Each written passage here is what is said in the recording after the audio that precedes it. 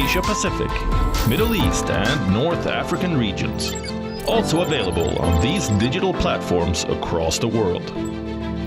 WION. World is one.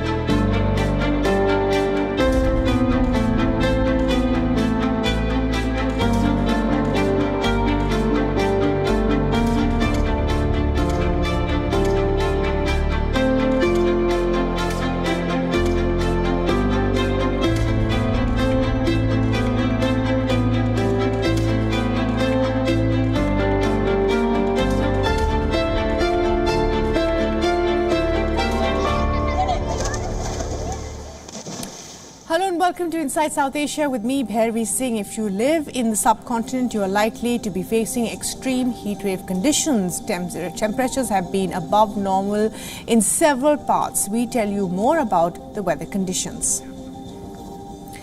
And also on the show, are there divisions within Pakistan's ruling party? Is Nawaz Sharif reasserting his authority? And in worrying signs, China continues to ramp up infrastructure across the line of actual control. Take a look at our headlines.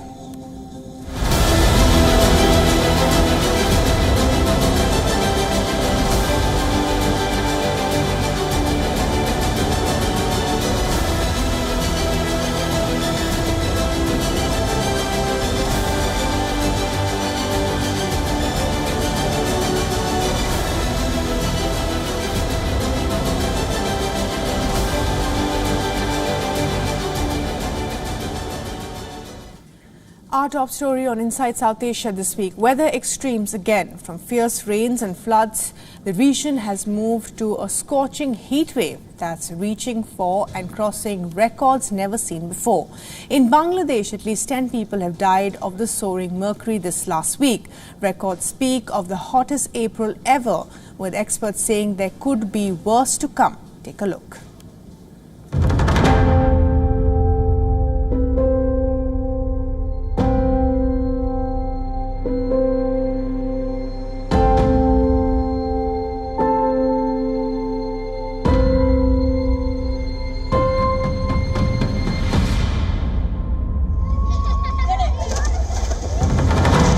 Dhaka's sweltering summertime miseries on overdrive. For the millions braving the record heat this year, livelihood compulsions keep them going. Though schools have been shut and citizens advised to stay indoors to the extent possible. Bangladesh's Weather Bureau says average maximum temperatures in the capital over the past week have been 4 to 5 degrees higher than the 30-year average for the same period.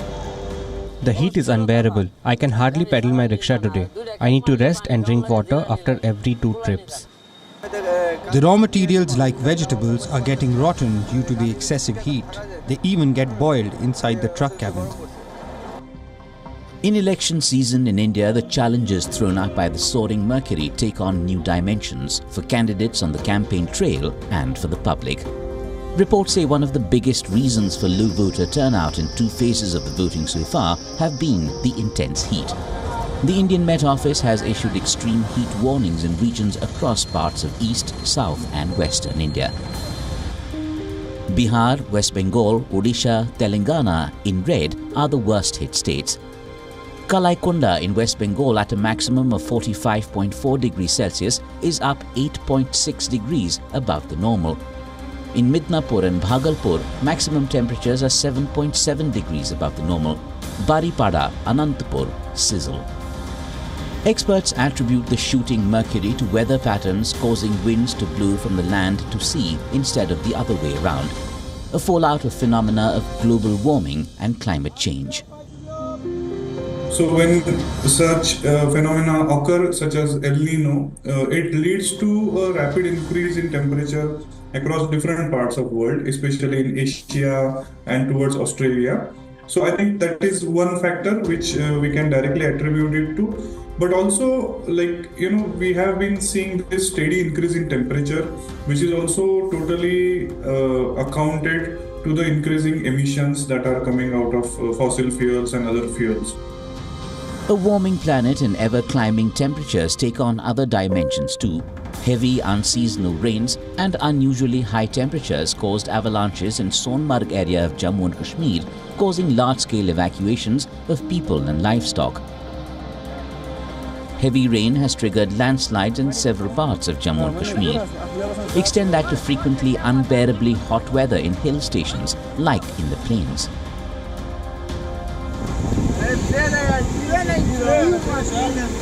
The direct result is rivers in spate as waters from mountain ice melting like never before rushes in.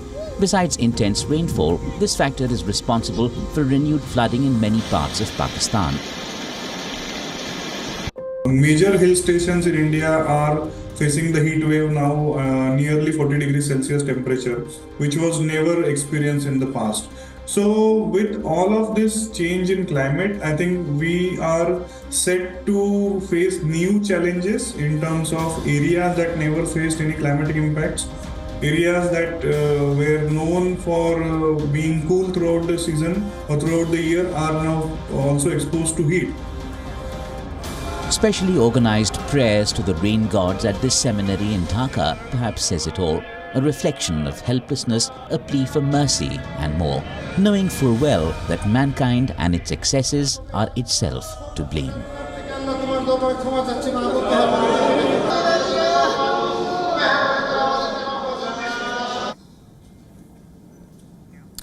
Well, two of Nawaz Sharif's closest aides have been appointed to the government in Pakistan. Ishaq Dar is now the Deputy Prime Minister. Rana Sanaullah is now Shehbaz Sharif's advisor. The elder Sharif, who returned to Pakistan last year after years of self-exile, was widely seen as the favourite to become the Prime Minister, backed by the country's powerful army. However, uncertain poll results made the PMLN switch to brother Shehbaz. But are the latest moves an attempt by Nawaz Sharif to reassert his authority?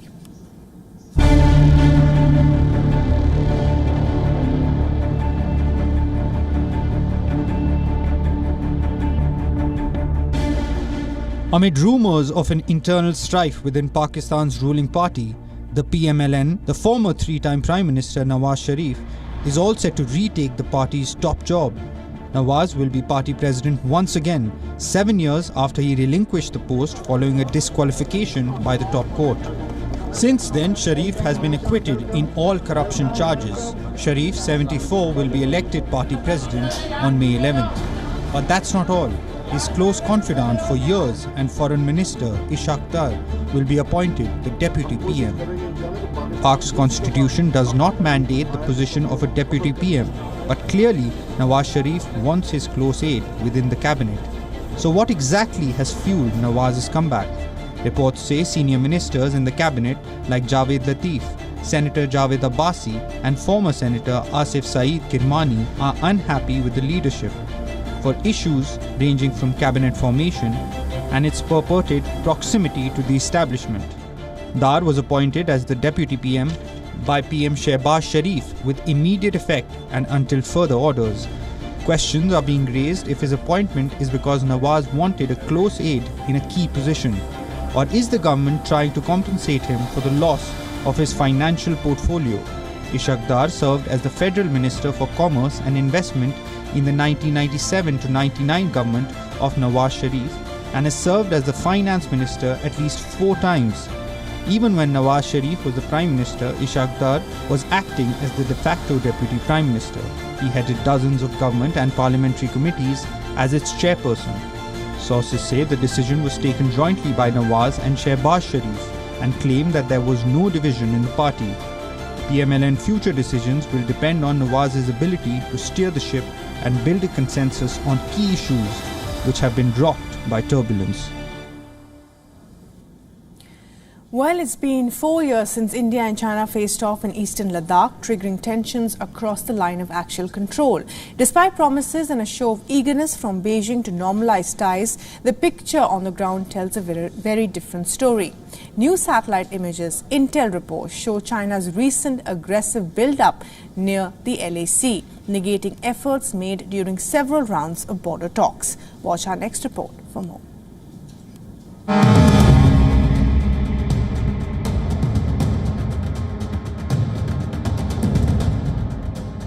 Images from the Chinese side of the line of actual control.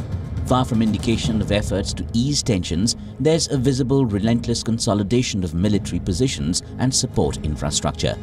Indian Defence Ministry sources and the security establishment point to heightened Chinese activity. Reports say there's heightened activity of China's People's Liberation Army (PLA) in all three sectors of the 3,488-kilometer-long line of actual control stretching from Ladakh in the west to Arunachal Pradesh in the east. China has recently finished the construction of a road from the north of Samsung to the Galwan Valley to help the Chinese army with a 15-kilometer shorter alternate axis to rapidly build up troops in the area. There's a special thrust on roads, bridges, tunnels and helipads to its forward positions to ensure last-mile connectivity in the region. It has also been building new bunkers, camps, hardened underground shelters, artillery positions, radar sites and ammunition dumps in other stretches of the LAC.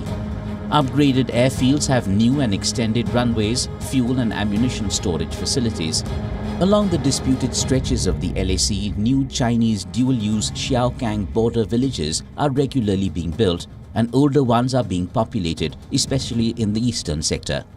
It's been almost 4 years since the Galwan incident happened, the aggressive actions by the Chinese that led to the death of many Indian soldiers. Since then, the relationship has gone downhill. But China continues to provoke India. It has been amassing troops on its side of the line of actual control and building infrastructure. India also has taken action, including building infrastructure to deal with the security challenge arising because of Beijing's provocations. The Galwan clash in 2020 had been an eye-opener in so many ways, and Sino-India relations remain strained. The main issue underlying that attack is yet to be resolved, and the fallout of mutual suspicion creates new cycles of tension. The newest findings only underscore that reality. With Siddhant Sibbal in New Delhi, Bureau Report. Well, it's time for us to slip into a short break, but don't go anywhere. On the other side, we tell you more about the largest Hindu festival in Pakistan. That's correct. The Islamic nation just hosted the unique Pilgrim Festival. We get you the details. Stay tuned.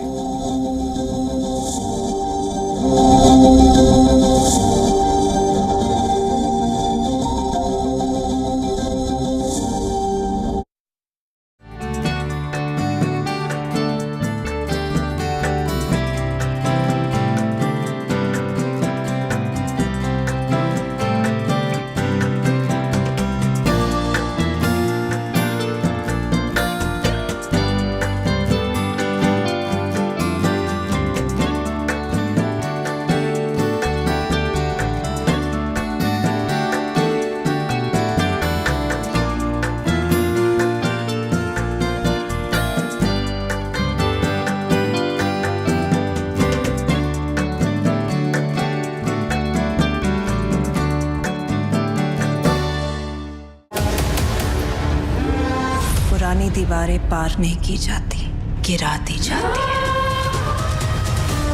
As Hira Mandi, the Diamond Bazaar, starts streaming online, we tell you about its creator, Sanjay Leela Bhansali, and explain his love for larger-than-life filmmaking. Get a roundup of the best Met Gala looks of all time. You know you have to tell him sometime, right? And meet American actor Sendhil Ramamurthy as he talks about his recent release, Do Aur Do Pyar. All this and much more with me, Isha Hanspal, on WION E Club at these times. The stress of our world can take a toll on our physical and emotional health. Here, in New York's Catskill Mountains, lies a luxurious place of healing called WION Wellness Center. The WION Wellness Center provides 500,000 square feet of natural methods to manage diabetes, hypertension, chronic pain, obesity, depression, anxiety, and other conditions. We use the traditions of centuries-old natural science from India, yoga, Ayurveda, acupuncture, and naturopathy in personalized programs that help you take charge of your own health. A minimum 5-day stay is recommended for best results. Book now at yo1.com.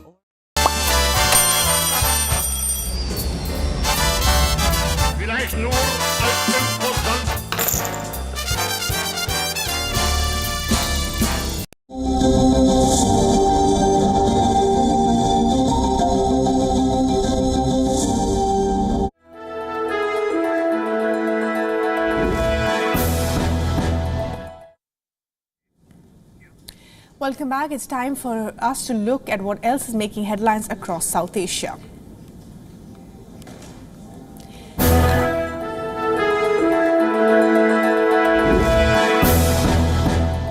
See what else is making news. As we said, thousands of people from across Sri Lanka took to the streets of the capital Colombo on the first day of May to participate in May Day rallies organized by different political parties. This year's rallies are being held ahead of presidential elections expected in mid-October. May Day protests in Sri Lanka came as the country is struggling to emerge from its worst economic crisis. The island nation declared bankruptcy in April 2022 with more than $83 billion in debt.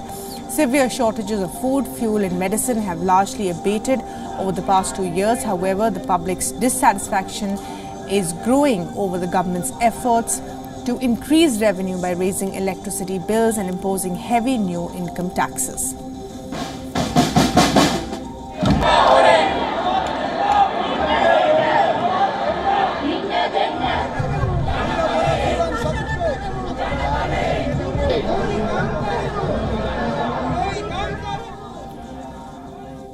Well, let's move to Afghanistan now, where farmers in the Nirik district are facing hardships due to unprecedented snowfall. Dozens of fruit trees have been destroyed due to the unexpected snowfall and cold weather, which has caused huge financial losses to almost 2,000 families living in the area. Local farmers say hundreds of apples, apricots and cherry trees that were in the flower season were destroyed by the snowfall.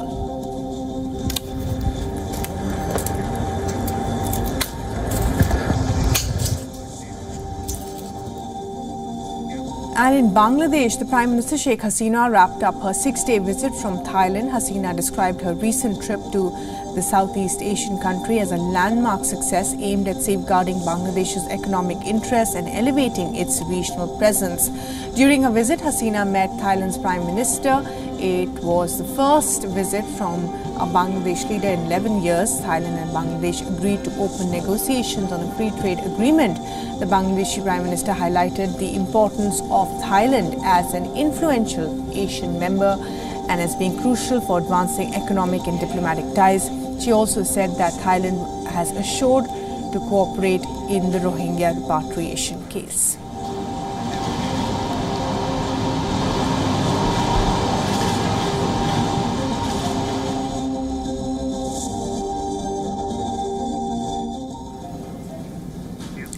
And well, here's a rare moment, a Hindu festival in southwestern Pakistan. The Hingol National Park has become a site of Hindu religious festivities in the Balochistan province.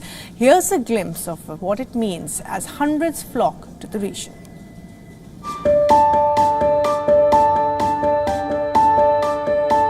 Climbing hundreds of stairs in the sweltering heat, Hindu devotees reach this volcano summit where they toss coconuts and rose petals into the shallow crater.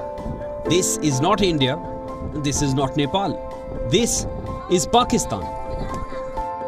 The Hingol National Park, located in Balochistan province, contains many clusters of volcanoes, and it is here that Hinglaj Yatra, Pakistan's largest Hindu festival, takes place.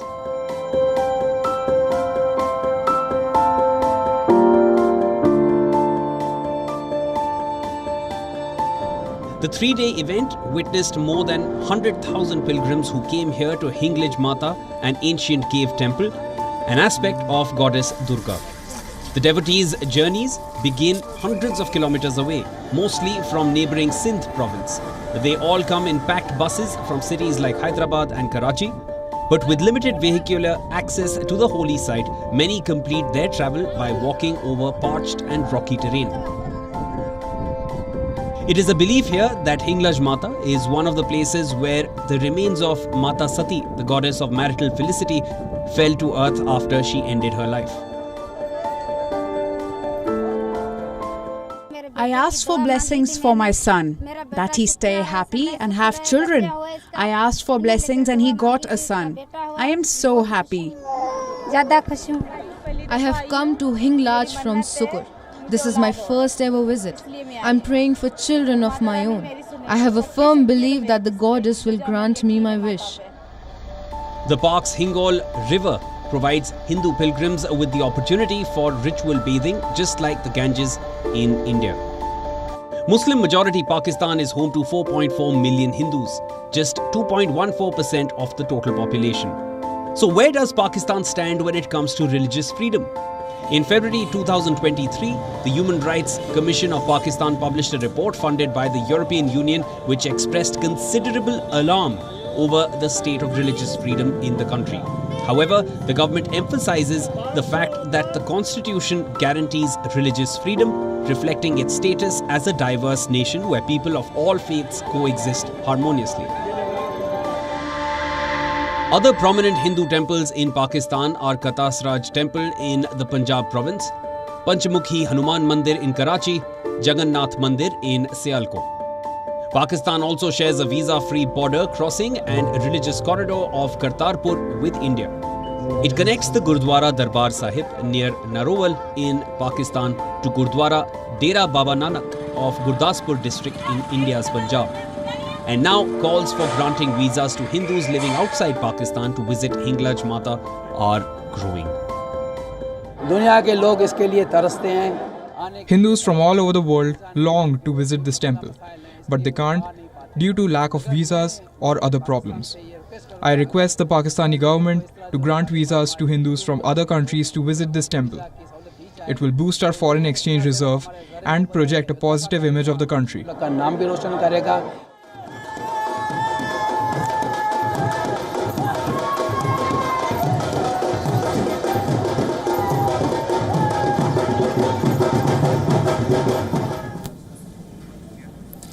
And well, that's a wrap on this week's edition of Inside South Asia. But before we go, take a look at these visuals of Asia's largest handmade carpet. Thanks for watching. Goodbye.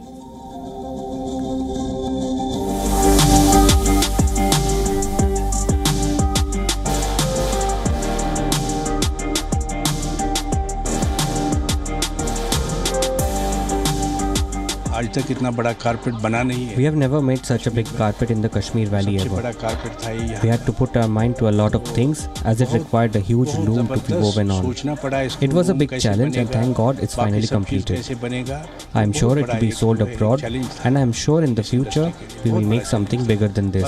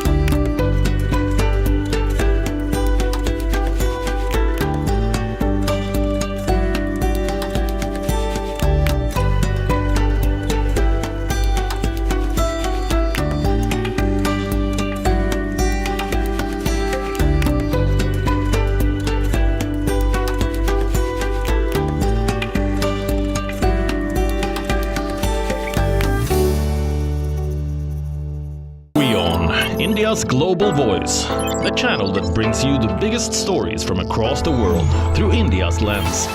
Now available in more than 190 countries worldwide. Because we believe that the world is one. Watch us in Africa, Europe, USA and Canada, South America, Asia Pacific, Middle East and North African regions. Also available on these digital platforms across the world. WION. World is one.